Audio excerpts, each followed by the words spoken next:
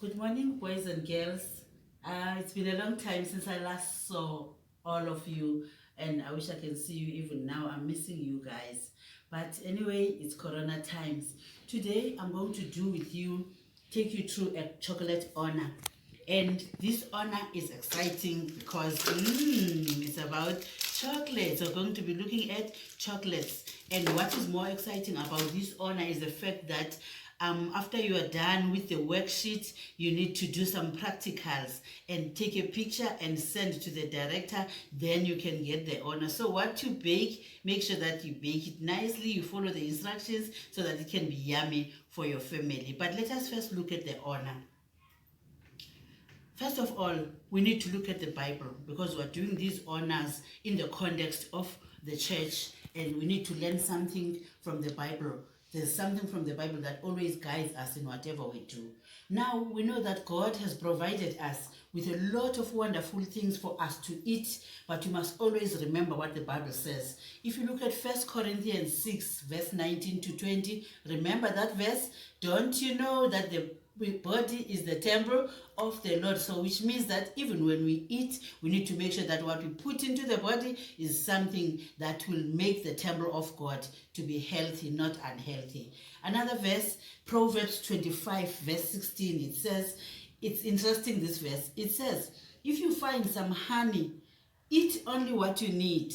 Take too much and you will vomit. Who wants to vomit? So again, it's telling us something that when you eat something, even when you eat a chocolate, don't eat the whole slab. Take it in moderation because that is the healthy way to do it. The last verse I want to talk to you about is Proverbs 25 verse 28. And this one says, like a city whose walls are broken through is a person who lacks self-control. Oh, my babies, I wish you can learn this one, having self-control. Eat your chocolate, like I'm saying, yes, it's good, but don't eat the whole slab because that means you don't have self-control. All right? Now, you may be asking yourself, why chocolate? Why are we doing a chocolate honor? Sis Fundi, why are you making us do a chocolate honor? This is important because as Adventists, as Christians, we need to know where our food comes from. We need to know the importance of looking after our bodies and being healthy. We also need to be appreciative of God's gifts. Come on, guys. Chocolate is nice and it's coming from God. You will see where it's coming from. Now, the story of chocolate or the history of chocolate, it starts out in Latin America, where cocoa trees grow wild. The first people to use chocolate were the Olmec, and they are from southeast Mexico. They lived in the area around 1000 before Christ, 1000 BC. There were people that were living in southeast Mexico, and they were called the Olmec people. The first outsider to drink chocolate was Christopher Columbus in Nicaragua in 1502. In 1502, that was the first person to drink chocolate, something made of chocolate. And then in 1847, Joseph Fry made the first chocolate bar. These are chocolate bars, but these are not the ones made by Joseph Fry, but he was the first person who discovered that, okay, you can melt chocolate and freeze it and make it into a bar. That happened in 1847. And then in 1868, a little company called Cadbury's was marketing boxes of chocolate. Cadbury's, the Cadbury's that you see, this factory, it started in 1868. Isn't that interesting? All right. Now, which countries are the most are countries that produce the most chocolate? Ivory Coast, Ghana, and Indonesia are leaders in the production of chocolate. They are the largest chocolate producing countries. And when you look at a cocoa plant, where we get our chocolate from, it grows in a place where there's high temperatures and there's rainfall throughout the year. And then the air needs to be hot and humid so that the trees can grow. And in the Amazon forest, there's lots of cocoa trees growing wide there. And the shade is very important in a cocoa tree's early Yes, when a cocoa tree is growing, it needs to grow up in shade so that it can blossom and flourish and produce a lot of cocoa. Now, we're looking at the process by which cocoa beans are turned into chocolate, because in the tree, there will be beans, cocoa beans. But then how are these turned into chocolate? First of all, the cocoa pods, the pods in the tree, they are harvested. They are harvested and then they are split open, and then when you split it open, then the cocoa bean inside is taken out. These cocoa beans are then put in pies for a whole week so that they can ferment. So fermentation means to stay for a long time. They stay for a long time on the floor so that they can go through that process. And after that, they are taken out to dry in the sun, and then they are cleaned and they are roasted so that the flavor of the chocolate can come. Now, after that, there's a process that is called hulling, Hulling, hulling. Then, when that happens, that they open the cocoa bean and then they take the small portion inside, they take it out, and those small portions are called nibs. They take out these nibs and then they press them, and out of that will come what we call chocolate liquor, raw chocolate. And also cocoa butter will come out of the small nibs. If you can see a corn kernel, when you open a corn kernel, there's something there that is heart-shaped.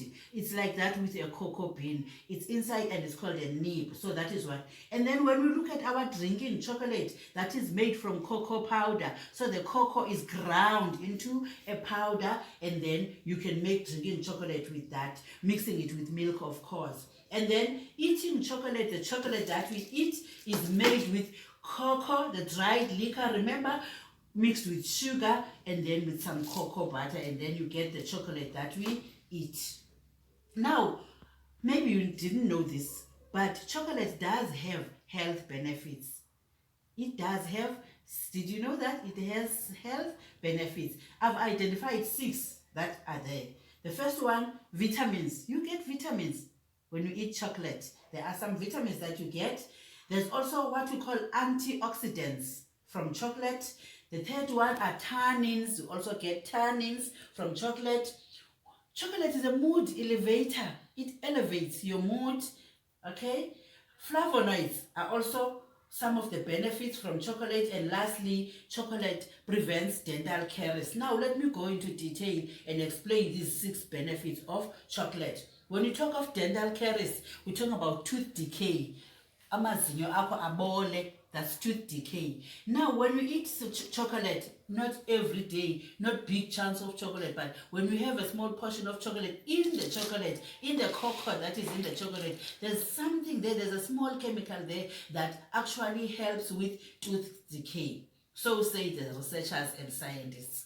And then there's also tannins, which are antibacterial agents. They help to fight bacteria in the body. And then the vitamins from chocolates. Did you know you get vitamin B1, B2, vitamin A, iron, phosphorus, potassium, and calcium? You get it from chocolate. And the next one is antioxidants. These reduce the oxidation of bad cholesterol. There's good and bad cholesterol. So bad cholesterol is sometimes called LDL. It is reduced by the antioxidants that you get from chocolate. Again, there's also flavonoids. And these you usually found in tea, in fruits and vegetables. Chocolate also has that. Ne? And lastly, I think this one I like, chocolate elevates your mood. When you have, maybe you are sad, you're feeling down, and you say, okay, let me just have one finger, not all of it, one finger of the Kit Kat and chocolate by eating that chocolate, because chocolate has a chemical that is called PEA. It rises your serotonin levels in the body and gives you a feeling of well-being. For a moment, yes, but it's a good thing in that way. But the key is that you just take one finger of the Kit Kat. Okay? Now, chocolate also has 3 main fats. They are called oleic acid, stearic acid, and palmitic acid. If you look at oleic acid, it's also found in olive oil and is known to be good for the heart. You know, we are always saying when mummies are cooking, they must please use olive oil. I know it's expensive, but you must buy it so that you cook with it. Then you'll be getting some oleic acid from that. And also when you take a bit of chocolate, you will get that. Stearic acid, this helps to increase again the good cholesterol in the body. Remember I said there's bad cholesterol and there's good cholesterol. So the stearic acid in chocolates sometimes may just increase your good cholesterol. And lastly, we have palmitic acid that is used by the body to generate energy. So when you eat this bit of chocolate, there's a bit of it that goes towards generating energy for you, which is a good thing. Now, coming to uses of chocolates in recipes. How do we use? What can we use chocolate for besides eating it like this in bars? What can we use it for? There's a whole number of ways that you can use chocolate. You can use it in cakes. Like we're going to bake a cake, then you'll see how we use chocolate. We can use it in icing. We can use it in brownies. I know you guys love brownies. Yes, we can use it in brownies. We can use it to make chocolate eclairs, chocolate fudge, chocolate muffins, and a whole lot of other things that you will see when you get the notes from the presentation. So you can use chocolate for a variety of things. You can make chocolate ice cream. You can make chocolate sauce. You can make chocolate cheese cake. That sounds yummy. Now let's look at the differences between the types of chocolates. There's many types of chocolates. There's milk chocolate, there's sweet chocolate, there's bitter chocolate, there's white chocolate, and there's carob. There's a certain kind of chocolate that is called carob, and it's from a tree that is called the carob tree, the cocoa tree. Okay, the milk chocolate, how it differs from other chocolates is that it has 10% chocolate liquor, 12% milk solids. It has sugar, cocoa butter, and vanilla. Those are the components or the qualities of a milk chocolate. Whereas a sweet chocolate will have 15 to 35% of chocolate liquor. Remember, the previous one had only 10%, but the sweet chocolate now has 15 to 35% of chocolate liquor. It has sugar, it has cocoa butter, and it also has vanilla. Now let's come to bitter chocolate. This is hardened chocolate liquor. This one, that's why it's bitter, because it has nothing in it except that hardened chocolate liquor. So it's called bitter chocolate. And white chocolate has got milk solids, sugar, cocoa butter, and vanilla, but there's no cocoa liquor. If you're talking about white chocolate, you'll be looking, for example, at this. This is white chocolate. Whereas if you're talking about dark chocolate, you'll be looking at something like this one here. This would be your dark chocolate. Okay, now carob is made from fruit, the fruit of the carob plant instead of the cocoa tree, but it's classified under chocolate, but it's made from a fruit of a carob plant, not a cocoa tree. Okay, how do we store chocolate? How are we supposed to store chocolate? It must be stored in a cool, dry place. And it can also be frozen. You can freeze chocolate. So that is the storage part. You must store chocolate in a cool, dry place, or you can also freeze your chocolate. Okay? Now, if you look at chocolate, it has its properties, which means it behaves in a certain way under certain conditions. For example, at cold temperatures, chocolate has a higher snap value and will sweat if brought too quickly to room temperature. What is a snap value? It means that when you break it in cold temperatures, it has a higher snap value. And it will sweat, which means it will start being soft now when you put it at room temperature. At warm temperatures, when it's just warm, chocolate may bloom or be covered in a white film caused by cocoa butter rising to the surface. So if I can put this piece of chocolate and leave it on the window where the sun comes in, it will get warm, and then it will start to have this white film on top that shows that the cocoa butter is rising to the surface. And then at hot temperatures, chocolate will melt. You take this chocolate and you put it in a pan put it on the stove, it will start to melt because it is hot. Now, if you want to melt chocolate, maybe you are baking something and your recipe says that melt so many grams of chocolate. Please make sure that you take a bowl, you put your chocolate in it, and then you take this bowl, you put it over a pot with boiling water.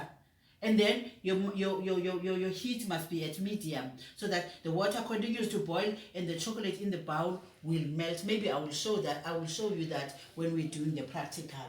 Or else you can do it in the microwave. But when you do it in the microwave, please be careful. Make sure that you stir it frequently as you melt it in the. So you put it in the microwave, you press, maybe you say for 1 minute or 30 seconds, and then you melt it, and then you put it back again, and then you melt it. You must be careful when you do, because if you overheat it, it's going to just become one blob, and a very hard blob. Then you won't be able to use it.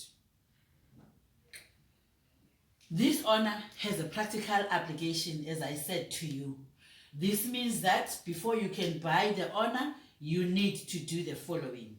1, there's an answer sheet with 10 questions that your director will send to you. You need to answer all those questions in your answer sheet.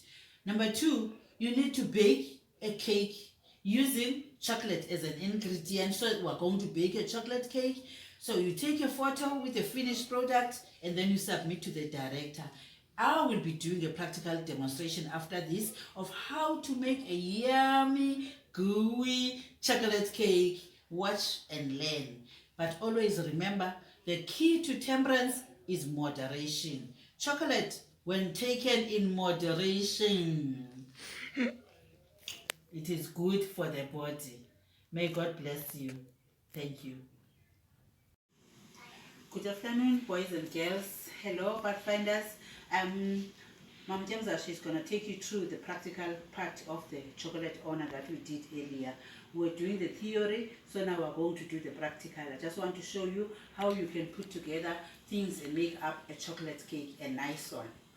The first thing you need to do as a baker or somebody who's doing cooking or any cooking or baking, you need to make sure that your hands are clean. So I'm going to wash my hands first.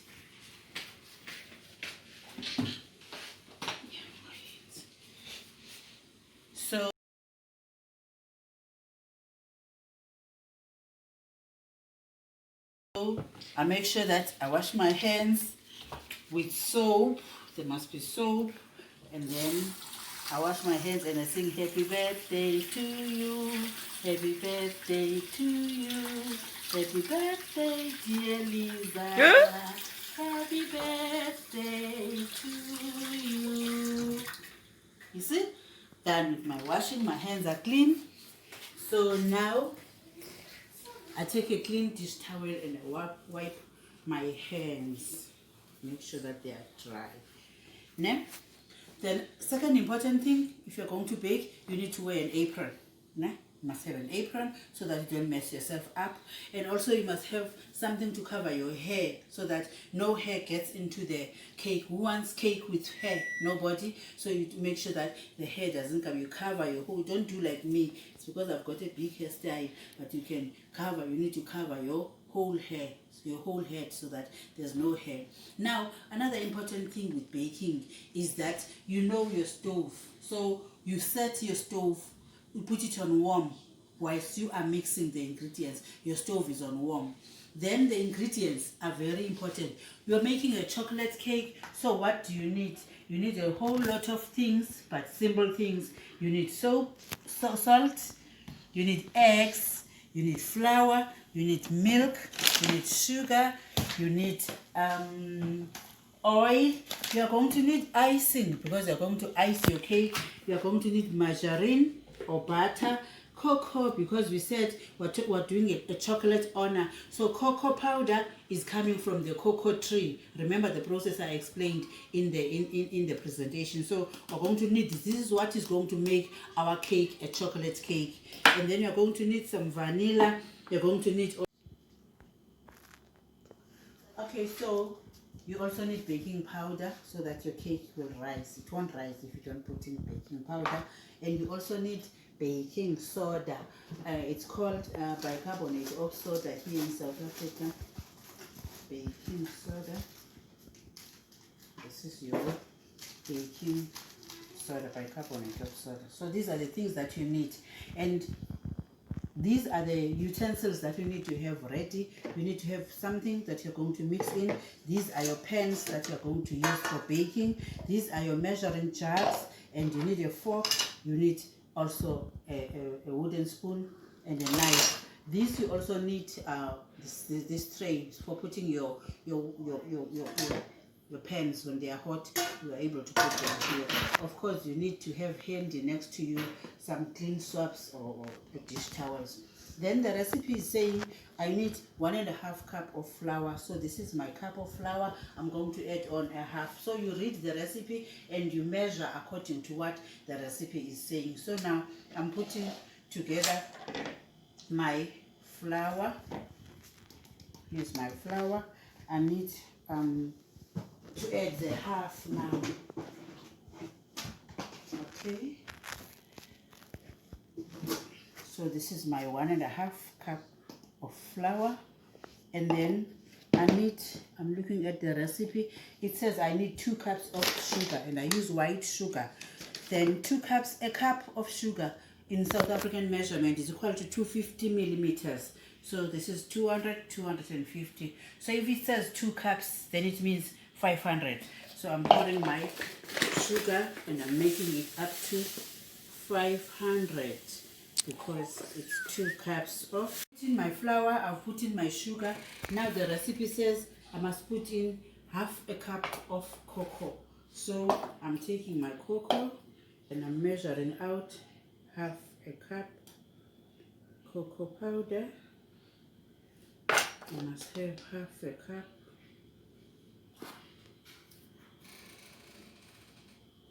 There you are. So I'm pouring also the cocoa powder onto all the dry ingredients. I'm putting them together into them. Then it says I must have half a teaspoon of salt. So here's my measurement for the teaspoon, and this is my, what is this? This is my half a teaspoon of salt. When you bake, you need to put in salt. There must be salt. So I put in my half a teaspoon of salt, and it says 2.5 teaspoons of baking powder. This is my baking powder. So this is my first one. Oh, sorry, it's 1 teaspoon of baking powder. Good that I saw that. You must be careful when you are writing your recipe. So it's 1 teaspoon of baking powder. This is the one that needs 2.5, the bicarbonate of soda. So I need 2.5 teaspoons. So that's my first teaspoon. That's my half a teaspoon. I need another packet of baking soda to get the last teaspoon. Okay, so here's my other teaspoon of baking soda. So I'm done with baking soda. What else do I need? All right, put in my baking powder, my sugar. I've put in all my dry ingredients. So then I stir them together now. Here I've got flour, I've got sugar, I've got baking powder, I've got baking soda, which is bicarbonate of soda. I've got my cocoa powder, I've got a bit of salt. So I'm mixing up all my dry ingredients. I mix them up so that they come together nicely. All right. Then I come to my wet ingredients. And my wet ingredients are a cup of milk. So I take, remember a cup is equal to 250 milliliters. 250 milliliters. This is more or less 250 milliliters. And I also need oil, and my oil should be half a cup, so it will be 125 because that's half of 250. So I'll pour my oil, and my oil will be 125 millimeters. Okay, milliliters. Okay, then I need a 1.5 teaspoon of vanilla. So I'm taking my teaspoon. This is my full teaspoon. That's teaspoon and sorry, that's my half. So I've got my vanilla here, and then the recipe calls for 2 eggs. So I need to have my 2 eggs, and these eggs I break them onto the oil like this. Break them onto the oil like this, the oil with vanilla like this, and then I quickly whisk with the fork. I whisk so that I break the egg. So that I break the egg. Over. I break the egg. There you are. Now onto this mixture, I put on my milk. Put on my milk. And then the recipe, because I want to make a moist chocolate cake. So when you want to make a moist chocolate cake, you need something hot that is going to make the moisture, make the cake to be moist. So I'm going to use half a cup of boiling water.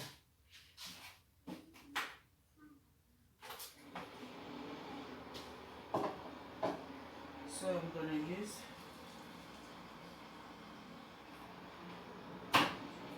half a cup of boiling water because I want my mixture, my cake, I want my cake to be moist. So I'm putting this boiling water onto this. You must make sure that when you put boiling water onto an egg mixture, you quickly stir, you continue to stir so that the egg does not get cooked, because if you don't stir, then the egg will get cooked, then you'll have scrambled egg. Then you don't want scrambled egg in your cake. Alright, so now you've got your wet mixture, you've got your dry mixture. You pour onto your dry mixture and you stir as you pour. You pour onto your dry mixture and you stir as you pour. What you want is that the mixture comes together nicely. You don't want it to have lumps. You don't want it to be stodgy. You want it to be nicely mixed. So you must hold your wooden spoon very firmly in your hand as you stir. So your wooden spoon is held very firmly in your hand as you stir. Now you can see that my mixture is a little bit thick. Yes, my mixture is a little bit thick. So, and I don't want it to be this thick because I want a fluffy, moist cake. So I'm going to add a little bit of hot water again. So I add the hot water here because I want the moisture. I want it to be nice and smooth and moist and not thick. Because once it thicks, it becomes like it's bread, you know. So I'm putting in extra. As you make your recipe, even if you've got your measurements, you can see when something is not coming together. Then you can make your own adjustments and adaptations because you want it to come out nicely. You want a nice cake for Sabbath. This one is for our Sabbath dessert, by the way. Lisa and Amuli are lucky because now because I'm doing this for you, Pathfinders. Now they are gonna get a cake from me. Yes. So you see, there's my chocolate mixture. You see, you don't have to go to the shop and buy premix. You can do it with flour and it comes out very nicely. So there's my mixture. It's mixed up nice, and you see, that's what you want. This is the texture you want. All right.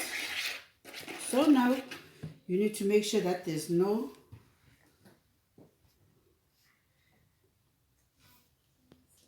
flour or Okay. Now, one other rule of baking that you need to keep in mind so that you don't mess up your mommy's kitchen now. As you bake, as you use your stuff, anything that you have used, you are done with it, you close it, you put it to the side. You clear up as you go. That's what we call it as bakers. We call it clearing up as you go. So I'm done with my milk. So I put it on the side. I usually have Amioli to be my cleaner for this. She will clear up after me. So take away this. She's gonna pack all these things away. Come, Amioli. You know, I use you to clear up. So Amioli must clear up all the things that I've used. All the eggshells must go so that Mommy's kitchen is clean. Mommy. Now, here's, oh, they were not. So all these things that are dirty, Amioli is confused now because we're doing a video.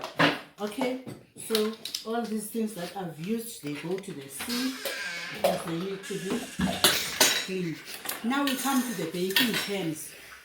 If you are going to bake, I choose to use these ones because I want the cakes to be small so that I can make steps, make it a stackable cake. But then you can use also any other baking pan that is there at home. So if you are going to use this, you need to have a little bit of margarine so that you can butter it up so that the cake doesn't stick to it. So you butter this up. You can use you see, I'm using more margarine because I don't have baking paper. But when you have baking paper, you just use a little bit, you grease it a little bit when you have baking paper, then you can put on baking paper. The baking paper helps the dough, the cake mix not to stick to the pan. So, but I don't have baking paper, so I'm using margarine actually. So you just grease your pans to make sure that your cake mixture will not stick. See? You see? That's why you need always to have a dish towel next to you because your hands must be dry. Then I'm going to pour my mixture onto the cakes. Onto the, give me that wooden spoon. I'm going to pour my mixture onto the pans. And then after I've poured it onto the, so I'm going to pour my cake mix onto the pan. There I go. Now you don't want your pan to be full because if it is full, your cake will go over. So you just pour enough. You see, like I can even have a third cake here. All right, so you use your spoon to level. You need to make sure that everything is nice and level in the pan. Go to the next one. Yes. Make sure that everything is nice and level in the pan. Okay? You see? So I'm going to make 3 stacks because I've still got some cake mix left. I'm going to make another one. So my cake is going to have 3 layers. Alright? So now I've got my cake mix in the pans. I'm gonna put it in the oven. Remember the stove, you set the stove to warm. Now you go to your stove and you set it at 180 degrees.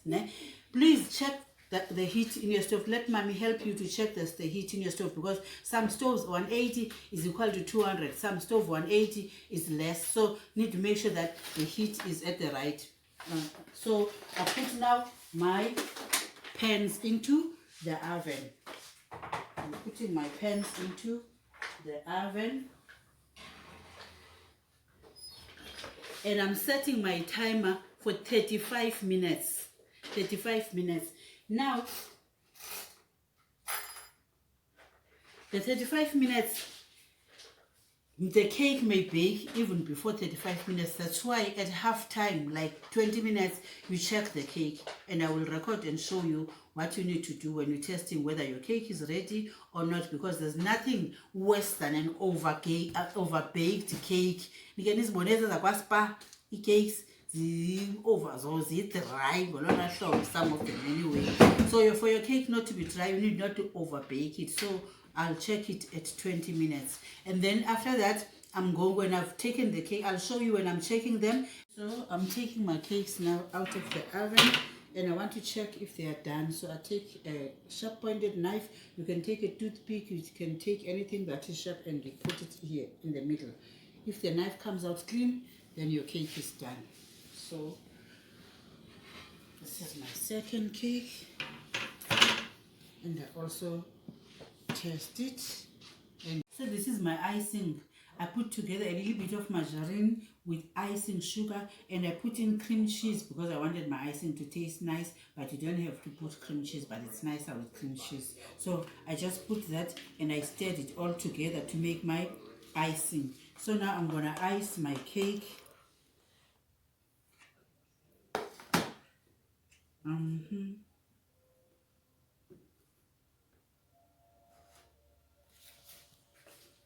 I'm gonna ice my cake. Alright. So the icing gives the cake that extra something, you know. So I'm gonna only do this one half, né? So that you see. We'll not do both of them. Okay. So now I've iced my cake. You can put in as much icing as you like. It's up to you. Do you see the leftover cake mix? I just made these nice cupcakes with it, with the leftover. So this is my cream cheese icing. It's very nice with chocolate. Then I want my cake to look nice, so I take this, I cut it in half mostly, so I take this half and I put it back on. Then I've got a nice chocolate icing that I buy from the shop that I nicely put in my cake, because I want this cake to be extra. It's a Sabbath dessert, so it must be extra nice. So I'm putting this chocolate fudge icing on it. Ooh, lovely.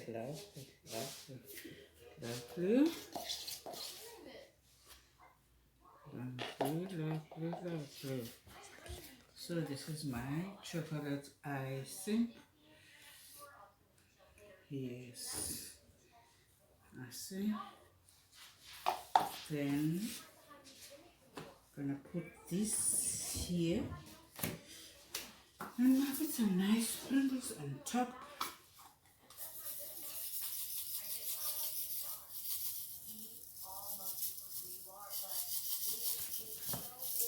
And there you are, nice chocolate cake for Sabbath.